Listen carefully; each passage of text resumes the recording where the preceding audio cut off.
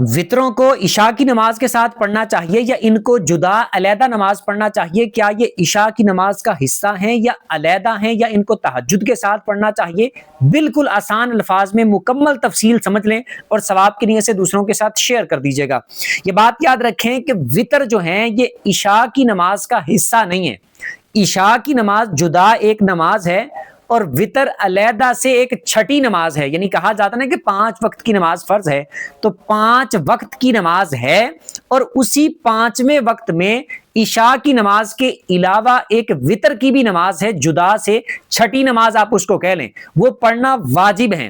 ان کا وقت بالکل عشاء کی نماز والا وقت ہے، یعنی جب عشاء کی نماز کا وقت شروع ہوتا ہے تو وطروں کا وقت بھی سٹارٹ ہو جاتا ہے، لیکن وطر عشاء کی نماز پڑھنے کے بعد پڑھنے ہوتے ہیں۔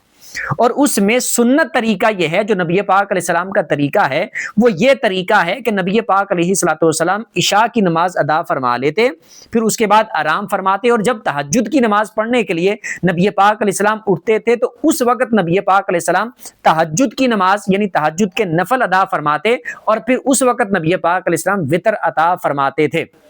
تو ہمارے لیے بھی سنت طریقہ یہی ہے اور اس میں ثواب زیادہ ہے، لیکن اس میں یہ بات سمجھیں، اگر کسی بندے کو اس بات کا قوی پتہ ہو، پکا یقین ہو کہ وہ تہجد میں اٹھتا ہے، اٹھے گا واقعی، تو پھر وہ اپنے وطروں کو لیٹ کر لے اور تہجد کی نماز کے ساتھ پڑھ لے۔ اور اگر کسی کو پتا ہے کہ میں تہجد میں نہیں اٹھ سکوں گا یا وہ تہجد میں اس کی اٹھنے کی روٹین نہیں ہے، تو پھر اگر وہ اسی طرح سو جائے گا تو ہو سکتا ہے کہ اس کی آنکھ ہی نہ کھلے اور فجر کی نماز کا ٹائم شروع ہو جائے تب اس کی آنکھ کھلے، تو اس کے وطر رہ جائیں گے، قضا ہو جائیں گے۔ اس وجہ سے ایسے بندے کو اپنے وطر عشاء کی نماز کے ساتھ ہی پڑھ لینے چاہیے۔